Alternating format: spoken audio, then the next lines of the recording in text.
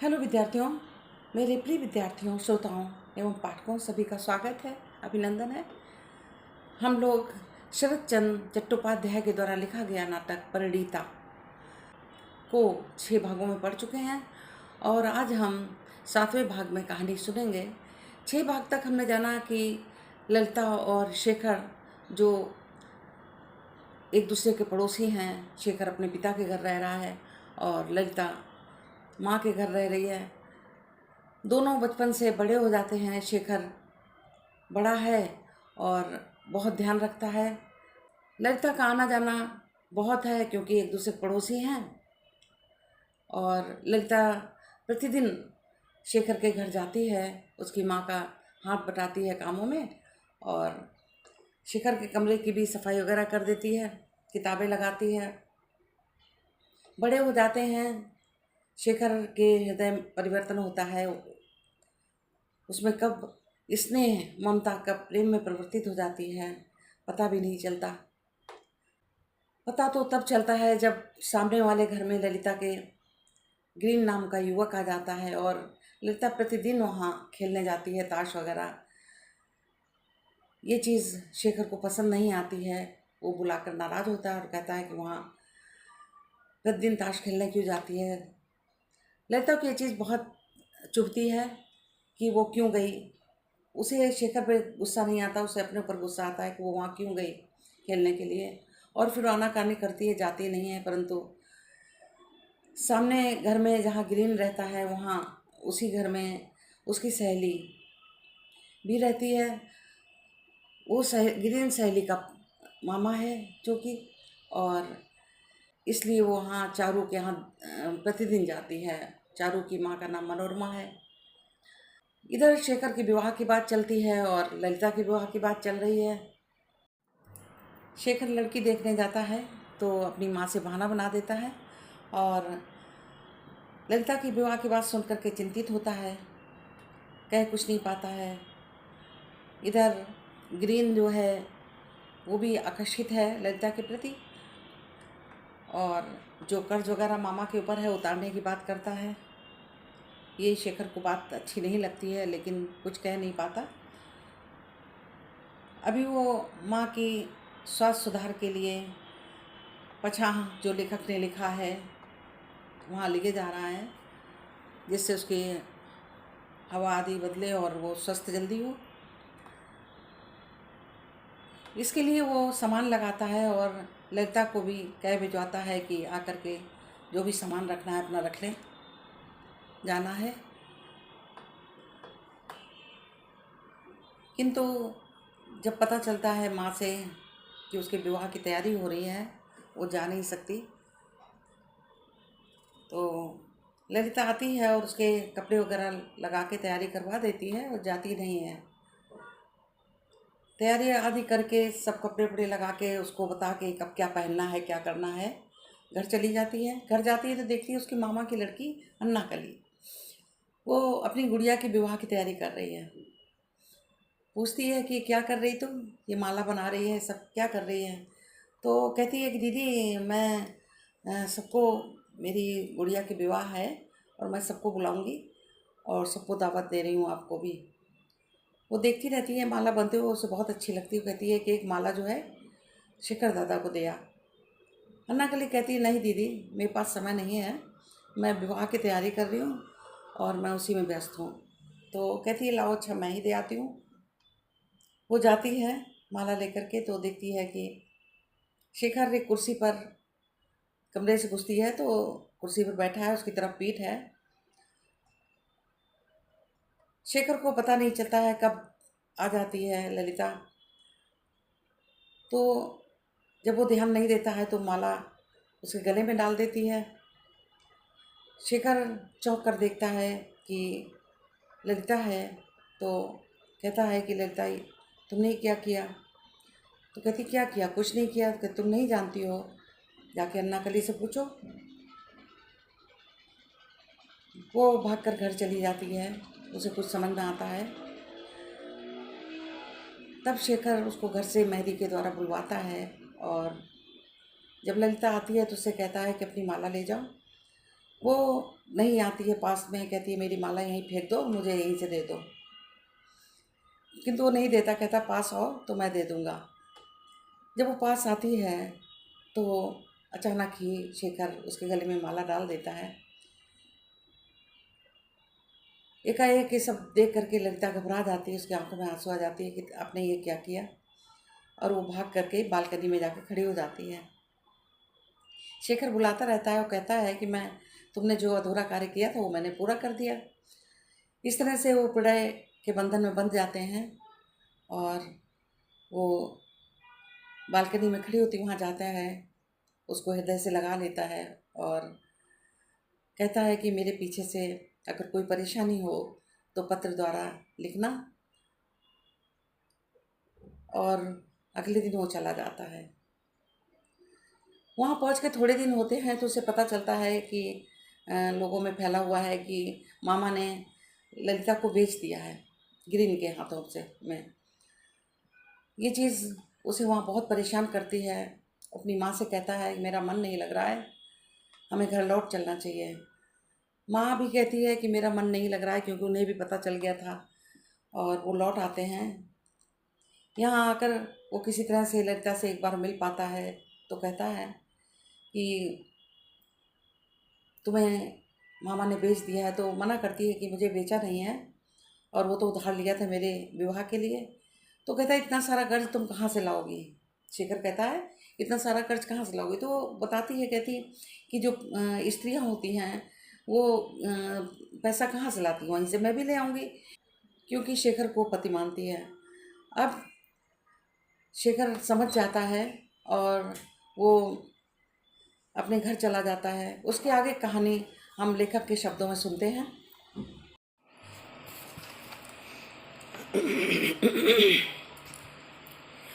उस रात को शेखर बहुत देर तक विह्वल की भांति सड़कों पर घूमता रहा। फिर घर लौटकर सोचने लगा कि कल की छोकरी ललिता इतनी बातें कहाँ से सीख गई। इस प्रकार निर्लज्ज मुखर स्त्री की भांति मेरे सामने वह इतनी बातें कैसे कह गई। आज ललिता के व्यवहार से वह सचमुच अत्यंत विस्मित और क्षुब्ध हो उठा था। किंतु इस क्रोध का यथार्थ कारण क्या है, इसे यदि वह शांत होकर सोच देखता तो उसे पता चल जाता कि यह क्रोध ललिता के ऊपर नहीं बल्कि अपने ही ऊपर है। ललिता को छोड़कर इधर कई महीने प्रवास में रहने के समय उसने आप को अपनी ही कल्पना के भीतर बांध रखा था।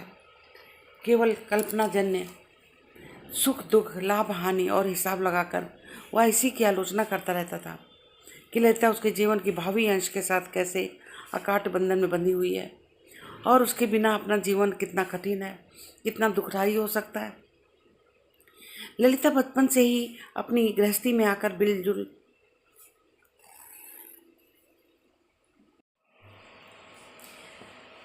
ललिता बचपन से ही उसकी अपनी गृहस्थी में आकर मिलजुल गई थी। इसी कारण उसने उसे माता पिता बहन भाई इत्यादि रिश्तों के अंदर रखकर कभी नहीं देखा। इस रूप में देखने की कल्पना भी उसके मन में कभी नहीं आई। शायद ललिता उसे प्राप्त न हो सकेगी, माता पिता की सम्मति इस ब्याह के लिए न मिल सकेगी और वह किसी और की हो जाएगी। इसी रास्ते उसकी दुश्चिंता की धारा शुरू से ही बहती चली आ रही थी। इसी कारण प्रवास पर जाने के पहले रात के समय बलपूर्वक ललिता के गले में माला डालकर शेखर और किसी के साथ उसका विवाह होने की राह बंद कर गया था। प्रवास में रहते समय जब उसने गुरुचरण के धर्म मत परिवर्तन की खबर सुनी तो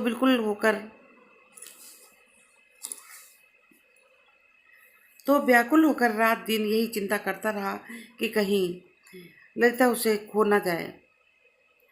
सुख हो चाहे दुख, आज तक चिंता के इसी पक्ष से उसका परिचय था, किंतु आज ललिता की साफ साफ बातों ने इस दिशा को बिल्कुल बंद करके उसे एकदम उल्टी धारा में बहा दिया। तब ललिता मिलेगी या नहीं यह चिंता थी, अब यह चिंता हो गई कि उसे कहीं छोड़ना ही असंभव न हो उठे। श्याम बाजार वाला विवाह संबंध टूट गया था। नवीन जितना धन चाहते थे वह उतना देने को तैयार ना हो सके। इधर शेखर की माँ को भी वह संबंध पसंद ना था, इसीलिए उस संकट से तो कुछ समय के लिए शेखर को छुटकारा मिल गया, किंतु नवीन राय को 10-20 हजार की बात भूली न थी और वह उस दिशा में चुप नहीं बैठे थे। शेखर सोच रहा था कि क्या करना चाहिए।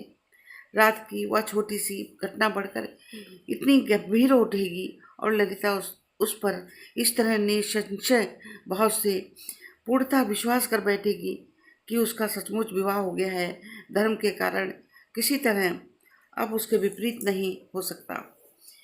इतनी दूर तक शेखर ने विचार नहीं किया था, यद्यपि उसने उस समय अपने ही मुंह से कह दिया था कि जो कुछ हो गया है तुम भी अन्यथा नहीं कर सकती, मैं भी नहीं कर सकता, किंतु उस समय आज की भांति सब पहलुओं पर विचार करने की शक्ति उसमें नहीं थी, शायद उसके लिए अवसर भी नहीं था। उस समय सिर के ऊपर चांद उगाया था, चांदनी में चारों दिशाएं उभर आई थी, गले में माला पड़ी थी।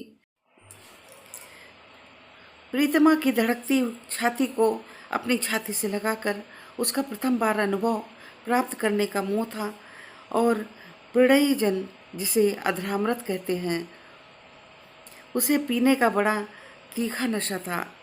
उस समय स्वार्थ और सांसारिक बुराई भलाई का ध्यान नहीं आया था। न अर्थलोलुप पिता की रुद्र मूर्ति आंखों के सामने प्रकट हुई थी।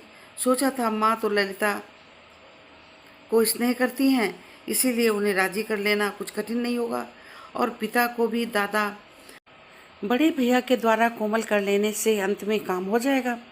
फिर उस समय गुरुचरण ने अपने को विच्छिन्न करके उनकी आशा के मार्ग को पत्थरों से बंद नहीं कर दिया था। इस समय तो मानो विधाता ने ही अपना मुंह फिरा लिया है। वस्तुतः शेखर के लिए सोच विचार करने की अब कुछ ज़्यादा नहीं रह गया था।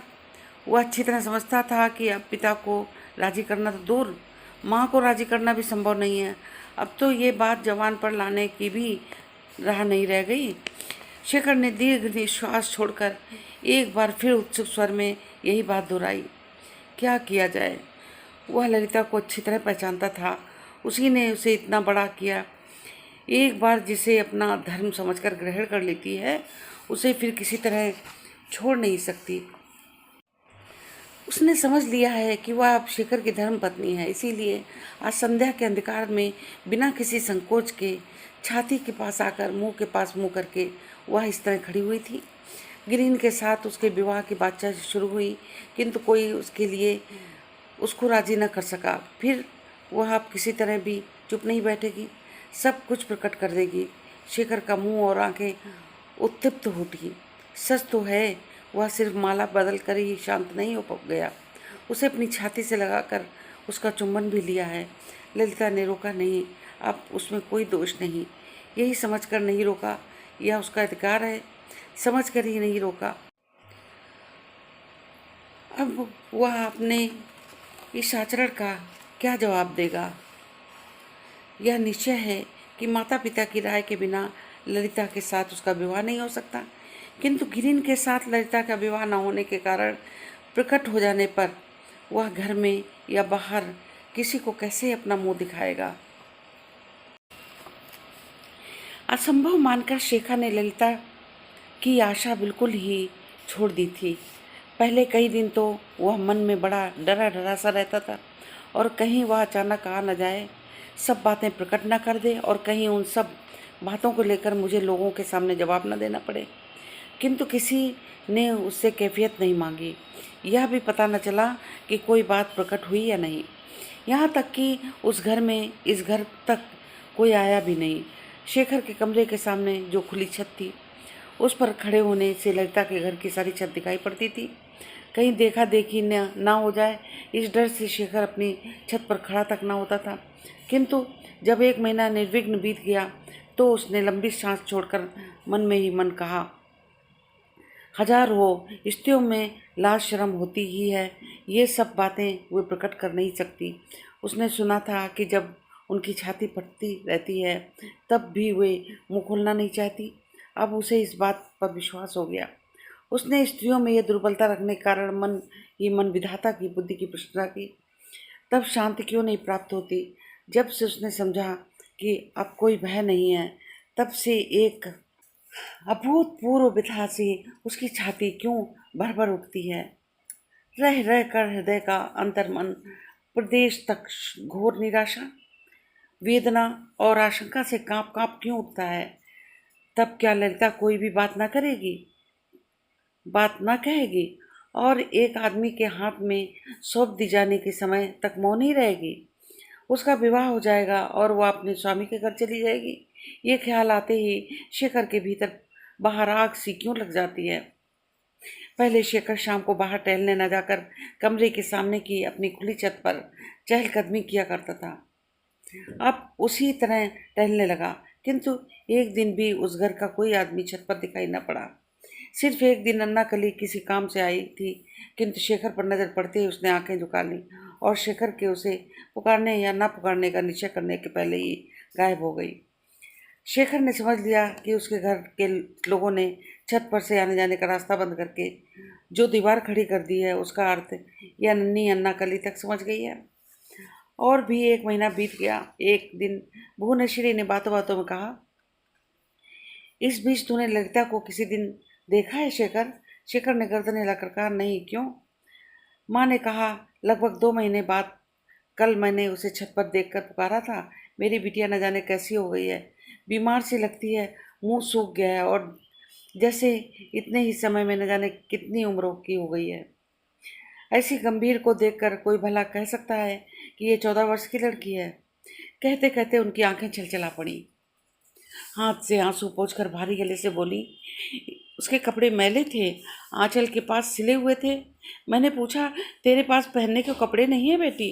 कहा तो कि हैं, किंतु मुझे विश्वास नहीं। अभी वो अपने मामा की दी साड़ी नहीं पहनती, मैं ही उसे देती हूँ। मैंने 6-7 महीने से कुछ नहीं दिया। वह और कुछ बोल न सकी, आंचल से आंखें पोंछने लगी। ललिता को सचमुच ही वो अपनी बेटी की तरह प्यार करती थी। शेखर दूसरी तरफ देखता हुआ चुप बैठा रहा। बहुत देर बाद भुवनेश्वरी फिर कहने लगी, मुझे छोड़ कभी वह किसी दूसरे से कुछ मांग भी नहीं सकती।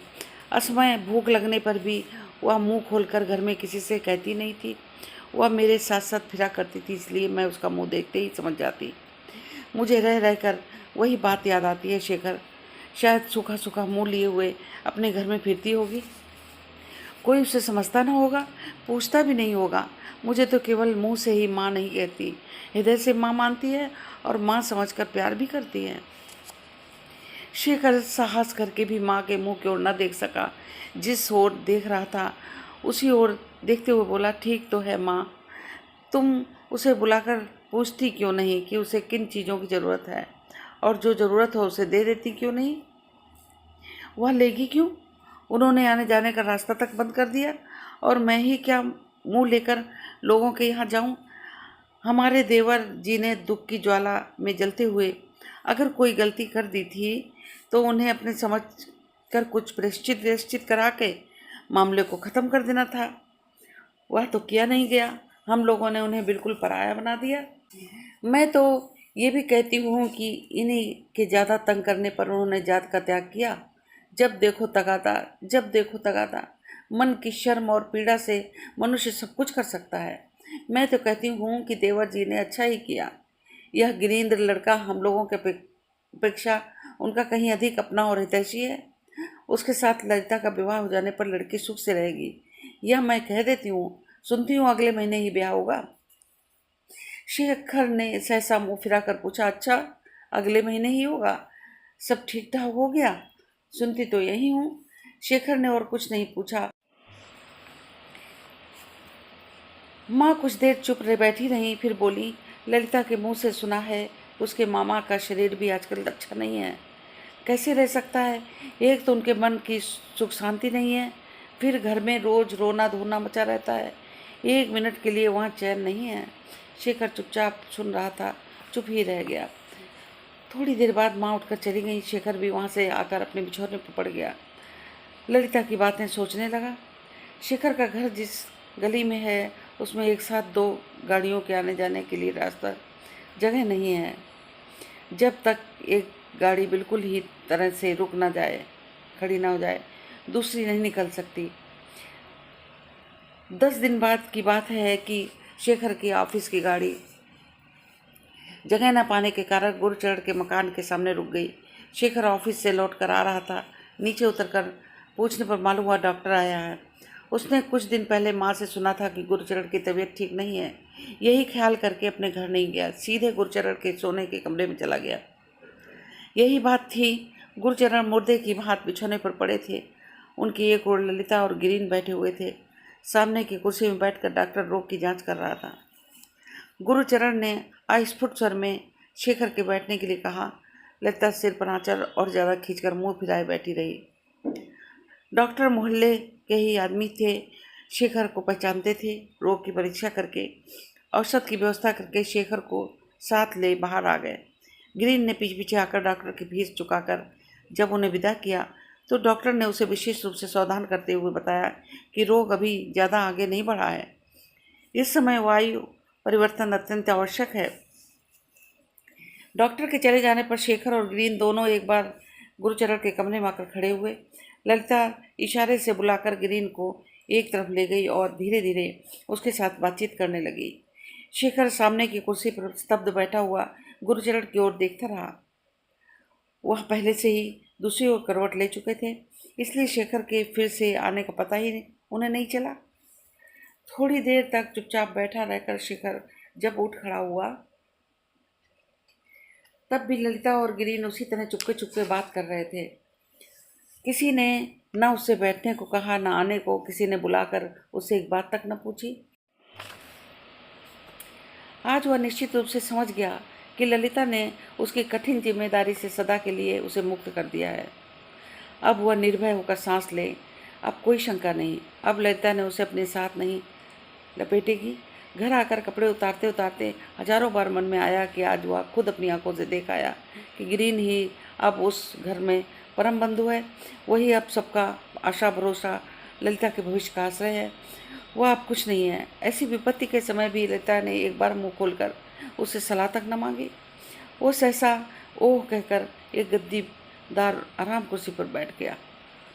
ललिता ने मुझे देखकर सिर पर आंचल खींचकर मेरी ओर से मुंह फिरा लिया था, जैसे मैं बिल्कुल पराया या सर्वथा अपरिचित व्यक्ति हूँ।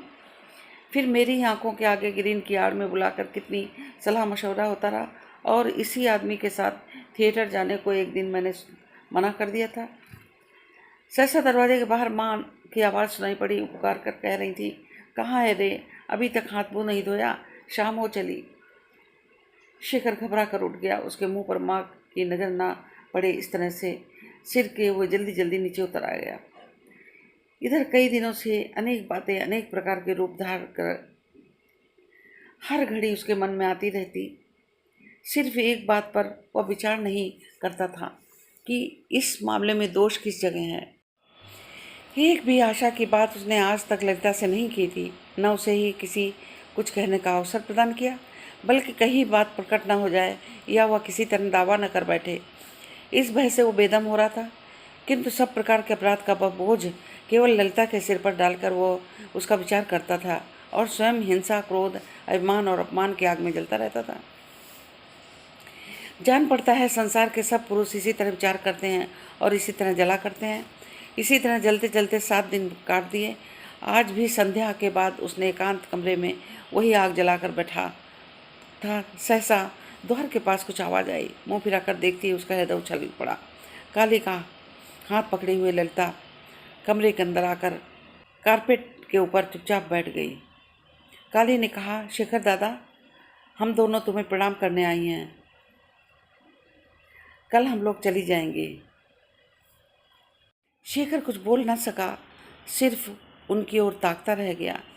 काली ने कहा, शेखर दादा, तुम्हारे चरणों में हम लोगों ने अनेक दोष अपराध किए हैं, उन सबको माफ़ कर देना। शेखर समझ गया उनमें से एक भी बात काली की अपनी नहीं है, वो सिर्फ सिखाई पढ़ाई हुई बातें कह रही है। उसने पूछा, कल तुम लोग कहाँ जा रही हो? पश्चिम। बाबूजी को हम सब मुंगेर ले जाएंगे। वह गिरीन बाबू का घर है। बाबूजी के ठीक हो जाने पर बाद भी हम लोगों का लौटना ना होगा।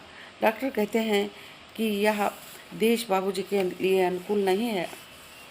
शेखर ने पूछा, अब वह कैसे हैं? कुछ अच्छे हैं, कहकर काली ने आंचल के नीचे से धोतियों के कई जोड़े निकाल कर दिखा रखा। ताई जी ने हम लोगों के लिए खरीद दी हैं। ललिता अब तक चुप बैठी थी, अब उठकर टेबल के पास गई और उस पर चाबी रखकर बोली, अलमारी की ये चाबी अब तक मेरे ही पास थी। फिर कुछ मुस्कुरा कर बोली, किंतु रुपया पैसा अब उसमें नहीं है, सब खर्च हो गया। शेखर चुप रहा। काली ने कहा, चल दीदी, राहत हो रही है। ललिता के कुछ कहने के पहले ही इस बार शेखर घबरा कर ससा बोल उठा, काली जरा नीचे जाकर मेरे लिए 2 पान तो ला दे। ललिता ने उसके हाथ दबा कर कहा, तू बैठ काली, मैं ला देती हूँ। इतना कहकर वो तेज चाल से नीचे उतर गई। क्षण भर बाद ही पान लाकर काली के हाथ में रख दिए। काली ने जाकर शेखर को दे दिए। पान हाथ में लेकर शेखर स्तब्ध हो बैठा रहा। चलती हूँ शेखर दादा, कहकर काली ने पैरों के पास आकर सिर झुकाकर प्रणाम किया। ललिता जहाँ खड़ी थी वहीं भूमिष्ठ होकर प्रणाम करने के बाद काली के साथ धीरे धीरे बाहर चली गई। शेखर अपने भले बुरे की भावना और आत्ममर्यादा लिए विवर्ण पीले मुख से पागल हतबुद्धि समान स्तब्ध बैठा रहा। वो आई और जो कुछ कहना था कहकर सदा के लिए विदा होकर चली गई, किंतु शेखर से कुछ भी बोला नहीं गया, जैसे उसके पास कहने के लिए कुछ भी नहीं रहा। इस तरह सारा अवसर बीत गया। ललिता जानबूझकर काली के साथ आई थी, क्योंकि वह नहीं चाहती थी कि फिर कोई बात उठे। इसे भी वह मन ही मन समझ गया। इसके बाद उसके सारे शरीर में सनसनाहट होने लगी, सिर चक्कर खाने लगा। वह जाकर आंखें बंद करके चुपचाप बिछौने पर पड़ रहा।